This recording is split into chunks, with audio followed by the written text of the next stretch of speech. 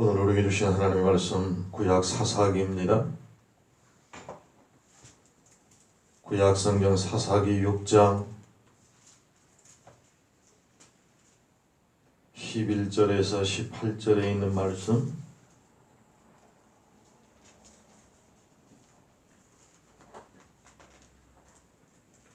구약 성경 사사기 6장 11절로 18절, 제가 가지고 있는 성경 구약 369페이지입니다. 사사기 6장 11절로 8절에 있는 말씀 봉독합니다. 여호와의 사자가 아비에셀 사람 요아스에게 속한 오브라에 이르러 상수리 나무 아래 앉으니라. 마침 요아스의 아들 기드온이 미디안 사람에게 알리지 아니하리하여 밀을 포도주 틀에서 타작하더니 여호와의 사자가 기드온에게 나타나 이르되 큰 용사여 여호와께서 너와 함께 계시도다. 기드온이 그에게 대답하되 나의 주여 여호와께서 우리와 함께 계시면 어찌하여 이 모든 일이 우리에게 미쳤나이까?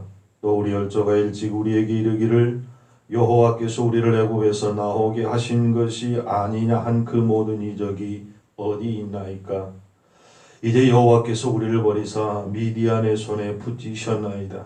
여호와께서 그를 돌아보아 가라사대 너는 이 내 힘을 의지하고 가서 이스라엘 미디안의 손에서 구원하라. 내가 너를 보낸 것이 아니냐? 기드온이 그에게 대답하되 주여 내가 무엇으로 이스라엘을 구원하리이까? 보소서 나의 집은 므낫세 중에 극히 약하고 나는 내 아비 집에서 제일 작은 자니이다. 여호와께서 그에게 이르시되 내가 반드시 너와 함께 하리니 네가 미디안 사람 치기를 한 사람을 치듯 하리라. 기드온이 그에게 대답하되 내가 주께 은혜를 얻었사오면 나와 말씀하시니가 주 되시는 표정을 내게 보이소서. 내가 예물을 가지고 다시 주께로 와서 그것을 주 앞에 드리기까지 이곳을 떠나지 마시기를 원하나이다. 그가 가로되 내가 너 오기를 기다리리라. 아멘. 오늘도 좋으신 하나님의 은혜와 평강이 우리 성도님들과 함께하기를 간절히 소원하고 축복합니다. 민족의 대명절 추석절을 잘 보내고 또 건강하고 아름다운 모습으로 만날 수 있게 되어서 감사하고 함께 모여 예배할 수 있으면 더더욱 감사합니다. 오늘 이스라엘 민족에게 왕정시대, 왕이 정치하던 시대 이전에 사사들이 민족을 지도하던 그런 때가 있습니다. 그때를 사사시대라 이렇게 말합니다. 오늘 하나님께서 기드온을 향하여 주신 말씀이 바로 그때 사사시대 때 일어난 한 사건입니다. 하나님만 택한 백성인 이스라엘은 오직 하나님만 섬기고 하나님께만 순종해야 함에도 불구하고 그들은 살만하면 하나님을 떠나 바알신이나 아스다롯 등을 섬기면서 하나님을 슬프게 했고 아프게 한 적이 한두 번이 아닙니다. 이렇게 바알신이나 아스다롯 그 신 등을 섬기다 보니까 당시의 제사장들도 시류에 휩쓸리고 타락한 문명에 깊이 오염이 되고 말았습니다. 이렇다 보니까 가나안을 둘러싼 많은 이웃 나라들과 백성들이 하나님의 백성들이 자기들처럼 세상에 빠져 있는 것이 신기했을까요? 재미있어 했습니다. 그래서 로마서 1장 32절 성경에 보니까 저희가 이 같은 일을 행하는 자는 사형에 해당한다고 하나님의 정하심을 알고도 자기들만 행할 뿐 아니라 또한 그 일을 행하는 자를 옳다 하느니라 라고 성경은 경고합니다. 자신들이 삶의 세상에 빠져 있는데 그것을 나쁘다고 안 된다라고 경고하는 것이 아니라 잘했다, 만약 그렇게 하면 죽는다라고 하는 사실을 알면서도 외치지 않고 증거하지 않고 자기들 스스로도 그 세상 물류와 풍류에 휩쓸려 가지고 죄악 가운데 서게 되더라는 말입니다. 사랑하는 성도 여러분, 하나님의 백성이 잘못된 길로 나갈 때 우리 하나님이 얼마나 가슴 아파할까요? 사랑하는 자식들이 바른 길을 가지 않고 곁길로 갈 때에 허랑방탕한 삶을 살 때에 그것을 칭찬할 만한 부모가 어디 있을까요? 그 자식 때문에 가슴 아파하고 뜬 눈으로 긴긴 밤을 지새우며 눈이 부르트고 입술이 부르트도록 울기도 하며 걱정하는 부모가 얼마나 많을까요? 우리 하나님도 마찬가지라는 말입니다. 하나님의 백성들이 자신을 섬기고 자신과 함께해야 할 그 백성들이 하나님을 섬기지 않고 이방 우상에 빠져있는 그 모습을 보며 가슴 아파하였습니다. 그럼에도 불구하고 그 백성의 잘못을 회개하고 하나님께 나오면 하나님께서는 널리 용서하시고 그들을 사랑해 주셨습니다. 모든 것을 잊어버리고 말았습니다. 하나님께서 압제받는 손에서 해방시켜 주셨고 억압받는 그 삶 속에서 건져주셔서 구원으로 인도하셨음에도 불구하고 그들은 오히려 하나님을 멀리하고 부인함으로 이스라엘 백성들은 지금 공경에 빠져 있습니다. 이스라엘 역사를 보면 사실 수없는 많은 외세의 침략이 있었습니다. 이웃 강대국들로부터 침략과 노략질을 당했을 뿐만 아니라 백성들은 사로잡혀가게 되었고 엄청난 말로 형언할 수 없는 고난과 고통을 겪어야만 했습니다. 그로 인해서 이스라엘 백성들은 막대한 손실을 당했고 결국은 오늘 말씀해 보니까 미디안의 속국이 되고야 말았습니다. 백성들은 지금 절망의 구렁텅이에 빠져 헤어나갈 날 길이 보이지를 않습니다. 모두에게 소망이 끊기고 마음속엔 두려움과 불길한 생각으로 가득 차 있습니다. 이런 절망 속에 처한 이스라엘 백성들은 비로소 하나님을 찾기 시작합니다. 뭔가 잘되고 풍요로울 때는 하나님을 떠나 있습니다. 지 마음대로 세상을 즐기며 살다가 어려움 당하고 고통 당하니까 그때서야 비로소 깨닫고 하나님을 찾습니다. 지금이라도 하나님을 찾는 그들의 믿음이 기이합니다. 내 모습이 지금 이스라엘 백성들이 그 모습과 같지 않는가요? 자신들의 고집과 어리석음을 뉘우치고 회개합니다. 기도할 때 은혜와 자비가 풍성하신 하나님은 그들의 죄를 용서해 주시고 그들을 다시 그 형벌에서 건져주셨습니다. 이스라엘 민족 역사를 한번 살펴보십시오. 범죄하고 그 죄 때문에 책망받고 버림받고 그리고 고통 가운데 있다가 회개하면 하나님께서 용서해 주셨습니다. 하나님은 사랑의 크시니까 그것도 참으시고 또 참으셨습니다. 그래서 성경은 이렇게 말씀합니다. 시편 103편 12절 동이 서에서 먼 것 같이 우리의 죄가를 우리에게서 멀리 옮기셨다. 아멘입니다. 히브리서 10장 17절 말씀에 또 그들의 죄와 그들의 불법을 내가 다시 기억하지 아니하리라 약속하셨습니다. 이사야 44장 22절에 내가 네 허물을 빽빽한 구름이 사라짐 같이 네 죄를 안개에 사라짐 같이 도말하였으니 너는 내게로 돌아오라 내가 너를 구속하였음이니라. 아멘입니다. 깊은 죄의 나락 속에 빠져 있습니다. 헛된 우상을 섬겨갑니다. 죄악 가운데 있습니다. 공경에 빠져 있습니다. 죽을 지경에 이르렀을 때에 비로소 하나님을 깨닫고 하나님 앞에 나왔더니 하나님께서는 그들을 용서하셨을 뿐만 아니라 동이서에서 먼 것 같이 빽빽한 구름이 사라지고 안개가 사라진 같이 기억지도 아니하시고 도말해 주시겠다 약속하시며 그들을 또 건져주셨습니다. 사랑하는 성도 여러분, 우리의 삶을 돌아보면 이스라엘 백성들의 삶이 바로 나와 현재 내가 처한 그러한 삶이 아닌가요? 7년 동안의 고통 가운데서도 하나님께서는 건져주셨고 400년 200년 수없는 외세의 침략과 억압 가운데서도 그들이 회개하고 비로소 하나님을 찾을 때 하나님은 그들을 내치지 아니하시고 안아주셨습니다.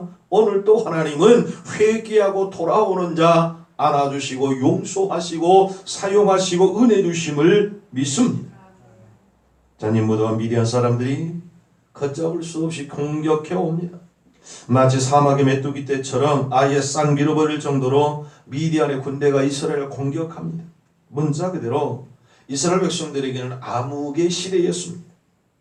이것은 마귀가 한 것이 아니라 하나님이 친히 그 백성들을 사랑하셔서 잘못된 길로 가기에 채찍을 들어서 돌아오기를 원하여 내린 형벌이었음을 성경은 말합니다.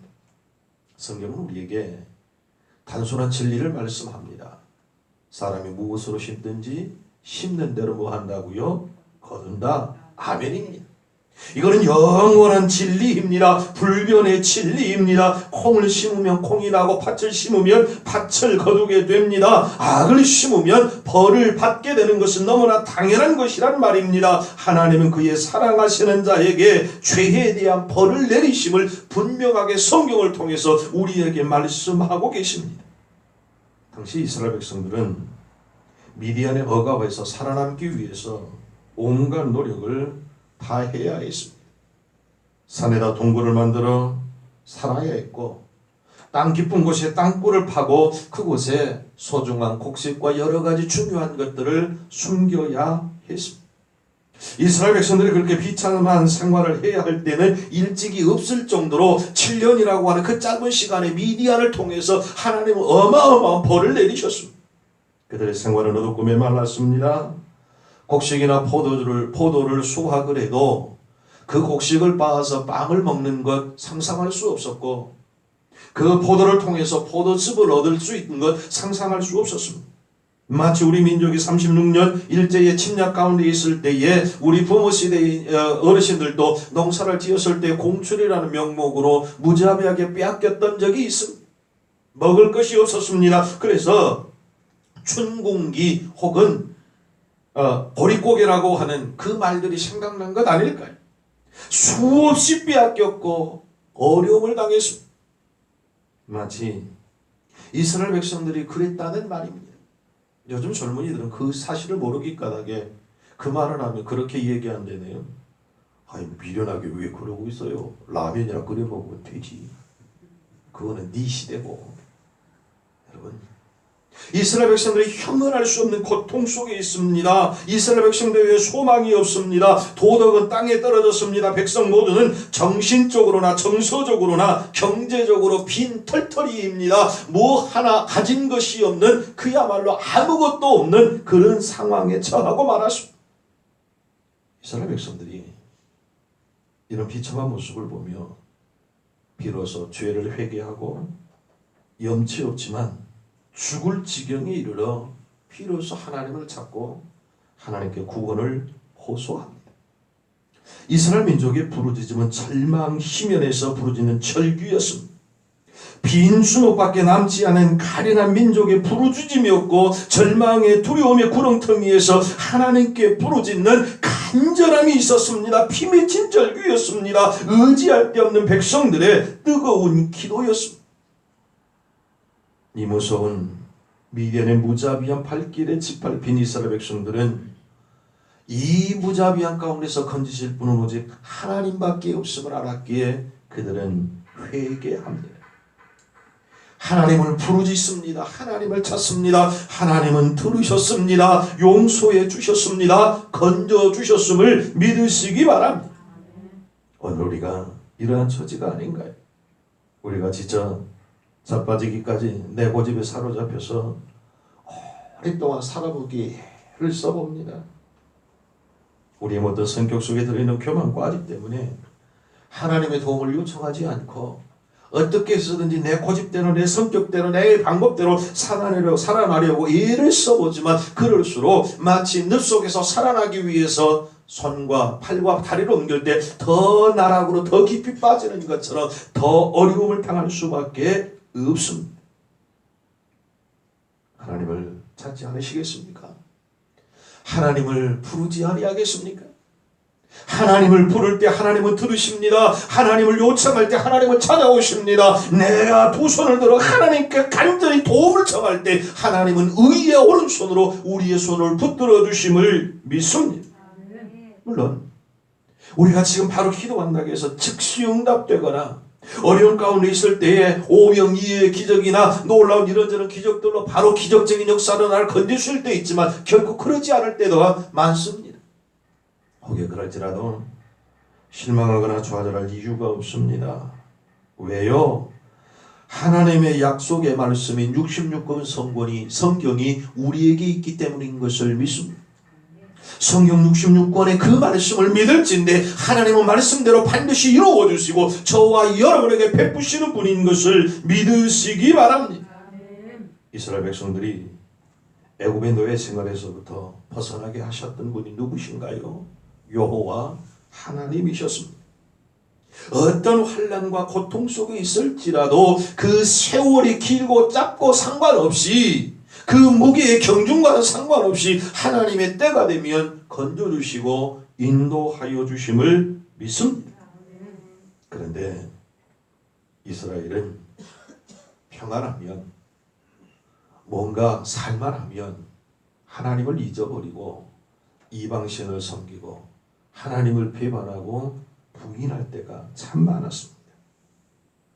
하나님은 그럼에도 불구하고 한 번만 두 번만 아닙니다.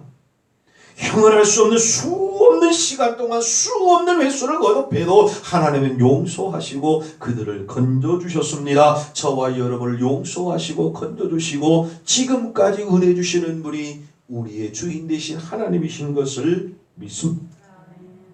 하나님은 시편 34편 6절 말씀에 공고한 자가 부르짖음에 여호와께서 들으시고 그 모든 환난에서 구원하셨도다. 아멘.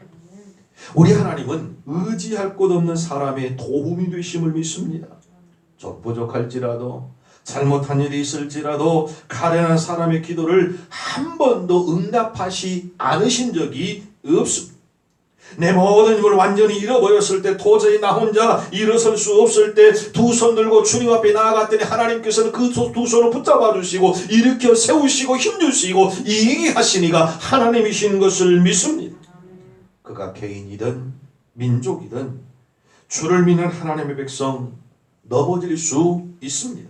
그러나 절대로 영원히 넘어지도록 하나님이 그대로 두시지는 않습니다. 하나님은 의로운 오른손으로 붙들고 계시는 분이심을 우리는 믿습니다.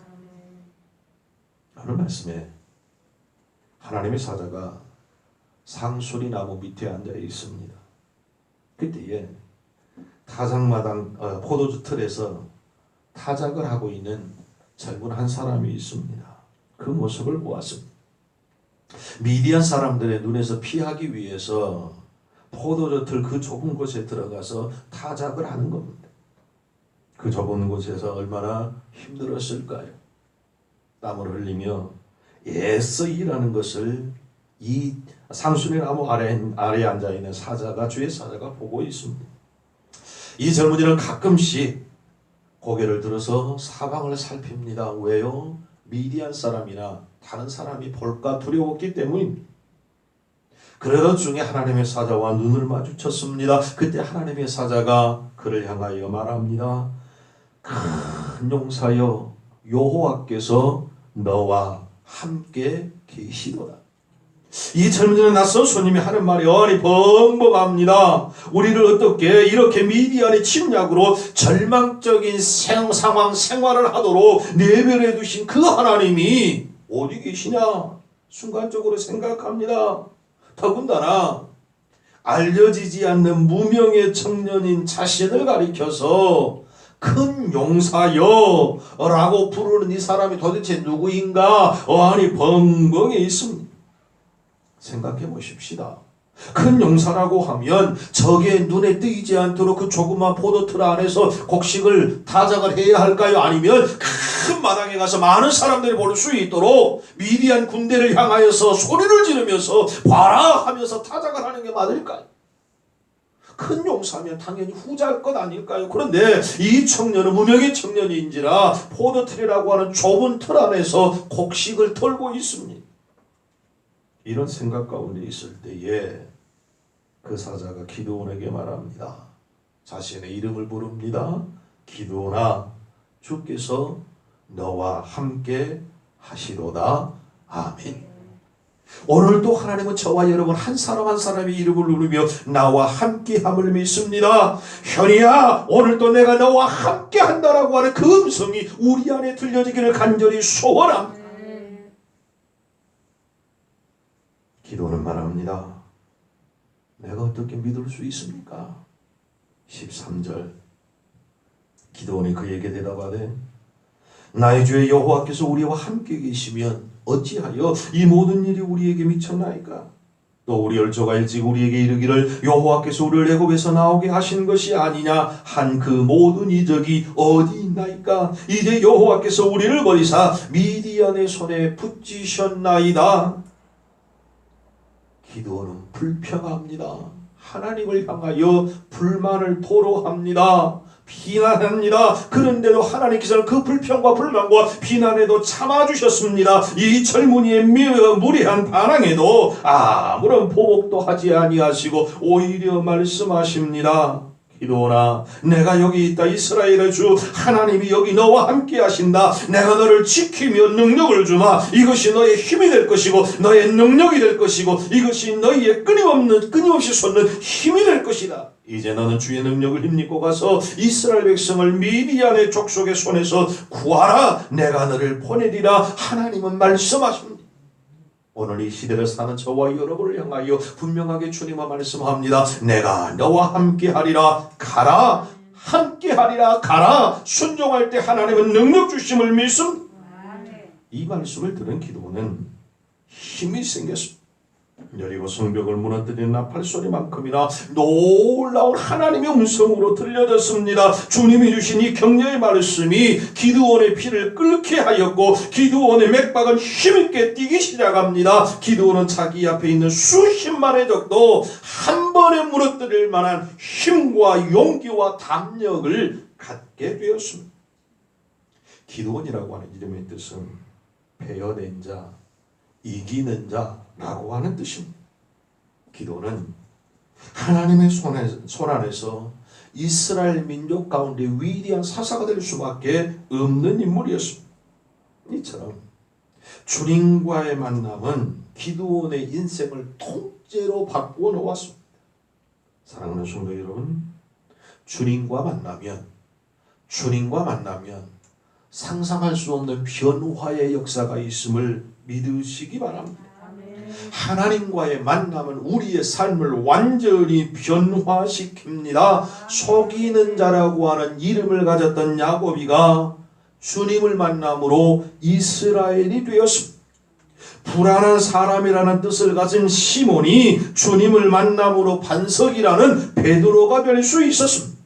하나님의 백성, 하나님의 자녀들을 앞장서 핍박했던 도적놈 사울이 다메섹 도상에서 주님을 만남으로 교회의 선구자요 위대한 사도 바울이 될 수 있었습니다. 성도 여러분, 나의 나된 것은 오직 하나님의 은혜인 것을 믿고 주님을 만날 수 있기를 소원합니다. 날마다 순간마다 언제나 주님과 동행하며 주님께서는 우리를 도구로 사용하셔서 놀라운 역사, 놀라운 변화의 은혜를 주실 줄로 믿습니다. 기도는 주님의 부르심을 받을 때에 주저합니다. 15절 주여 내가 무엇으로 이스라엘을 구원할 수 있겠습니까? 보십시오. 제 집은 므낫세 중에 지극히 약할 뿐만 아니라 전 제 아비 집에서 제일 작은 자입니다 라고 자신을 소개합니다. 하나님께서는 인정하셨습니다. 그리고 말씀합니다. 내가 반드시 너와 함께 하리라. 아멘. 오늘 이 말씀이 기도에게만 주시는 말씀이 아니라 내게 주시는 말씀인 것을 믿으시기 바랍니다. 반드시 내가 너와 함께 하리라. 어찌 보면 간단해 보입니다. 그런데 가만히 생각해 보면 너무너무 귀한 말씀이 아닌가요? 반드시 내가 너와 함께 하리라. 언제, 어느 때, 어느 곳이든 우리 주님은 나와 함께 하심을 믿습니다. 하나님의 사람 요나가 깊은 바다 배 밑창에 들어갔을 때도 하나님은 그와 함께 하셨고, 물고기 뱃속에 들어갔을 때도 하나님은 함께 하셨음을 믿습니다. 하나님의 사람 다니엘이 사자굴에 있을 때에 다니엘만 있었던 것이 아니라 하나님도 그와 함께 하셨습니다. 그의 친구 사드락과 메삭과 아벳느고가 뜨거운 풀무불 속에 있을 때 3명만 있는 것이 아니라 하나님이 그와 함께 하셨고 그 모습을 보았다는 왕이 깜짝 깜짝 놀라 우리가 넣은 것은 3명이 아니냐, 그런데 왜 4명이 불길 속에 걸어다니냐 했던 것처럼 하나님은 나 홀로 가게 두지 아니하시고 늘 함께 하시는 전지전능하신 나의 도움이시요 우리의 구원자이신 하나님이신 것을 믿으시기 바랍니다. 반드시 내가 너와 함께하리라, 이 말씀을 들은 기도는 너무나 감격하여 가장 귀한 예물을 하나님께 드렸습니다. 그 예물이 무엇이었던가요? 자기 자신이었습니다. 나를 온전히 드리겠다는 겁니다. 하나님은 내가 온전히 하나님의 겉될 때에 하나님의 마음대로 사용하심을 깨달을 수 있기를 소원합니다. 밥만 드릴 때 하나님의 아니요, 내 모두를 드릴 때, 기드온이 전부를 드릴 때 하나님께서는 기드온을 사용하셨다는 말입니다. 사랑하는 성도 여러분, 하나님은 내게 있는 것을 빼앗는 분이 절대로 아니심을 믿으시기 바랍니다. 오히려 우리가 정직한 마음을 아낌없이 내어놓기를 기다리십니다. 왜냐하면 그 위에 100배, 60배, 30배의 복을 더하시기를 즐겨하시는 분이 하나님이신 것을 믿습니다. 기도는 자기가 가지고 있는 것을 내어놓을 때 비로소 하나님을 얻을 수 있었습니다. 그렇습니다. 우리가 가지고 있는 보잘것없는 것일지라도 온전히 하나님께 드릴 때 하나님께서는 그 보잘것없는 것을 통하여 놀라운 역사와 기적을 일으키셨음을 믿습니다. 어린 소년이 가지고 있던 보리떡 5개와 물고기 2마리 보잘것없습니다. 어린아이 한 끼 식사로도 부족할 것입니다. 그러나 그것이 주님 손에 들려질 때에 상정 5천 많게는 2만 명이 먹고도 12광주리가 남는 역사가 있음을 믿으시기 바랍니다. 우리 주변에서 하나님이 비상한 방법으로 쓰시는 사람들을 종종 봅니다. 그들은 다른 사람들을 뜨겁게 합니다. 어떻게 그렇게 될 수 있을까요? 그 대답은 그들은 주님을 만남으로 자신을 온전히 드린 자들이기 까닭에 하나님은 온전히 드린 그 모습 그대로 사용하셨기 때문인 것을 성경은 우리에게 말씀합니다. 기도는 자기 모든 것을 하나님께 드렸습니다. 하나님은 당신의 뜻에 순종하는 사람, 하나님의 명령을 담대히 행할 수 있는 사람, 기도를 통해서 이스라엘 백성들 앞에, 온 인류 앞에 놀라운 기적을 일으키셨습니다. 하나님 오늘도 이 세상을 두루 살피시며 은혜의 성령을 향해 마음을 열고 주님을 향해 마음을 열고 주님을 향한 사람들을 찾고 계십니다. 바로 저와 여러분 되기를 간절히 소원합니다. 하나님의 뜻에 절대 순종하는 사람과 하나님은 반드시 함께함을 믿으시기 바랍니다. 앞으로 네 생애다 할 때까지 반드시 내가 너와 함께하리라 약속하셨습니다. 이 약속을 우리는 믿습니다. 이 세상에서는 내가 정말 믿었던 사람들까지도 뒤돌아서서 배반합니다. 내게 그렇게 은혜를 입고 살아온 사람마저도 필요에 따라 등에 칼을 꽂고 여지없이 떠난 자가 떠날 적이 한두 번이었던가요? 그러나 하나님은 절대로 그러실 분이 아닙니다. 이 세상에 아무리 평탄해 보인 길이어서 혼자 갈지라도, 혼자 가면 그 길 평탄한 것 같지만 하나님이 인도해 주지 아니하시면 그 길은 거칠고 험한 길이 될 수밖에 없습니다. 그러나 아무리 거칠고 험한 길일지라도 하나님이 함께하면 그 길은 안전한 길이 됨을 믿습니다. 다윗은 말합니다. 내가 사망의 음침한 골짜기로 다닐지라도 해를 해받는 것을 두려워하지 않는 것은 하나님이 나의 뭐가 되심이라? 목자가 되심이라. 아멘입니다. 할렐루야입니다.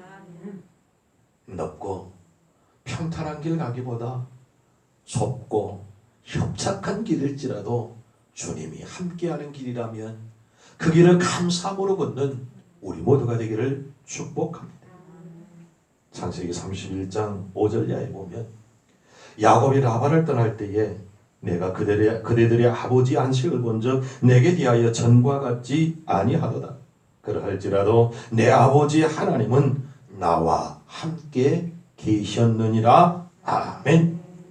내 아내와 내 자녀를 주신 분은 하나님이셨고 빼앗아가려는 사람들이 있었을지라도 내가 이토록 번영하게 된 것은 하나님이 하셨다는 고백입니다. 내가 많은 단점이 있는 사람이지만 내 아버지는 그럼에도 불구하고 그 단점을 들추어 탓하지 않고 책망하지 않고 감추어 주시고 나를 사용하셔서 지금껏 인도해 주시고 복 주셨다라고 야곱은 간증합니다.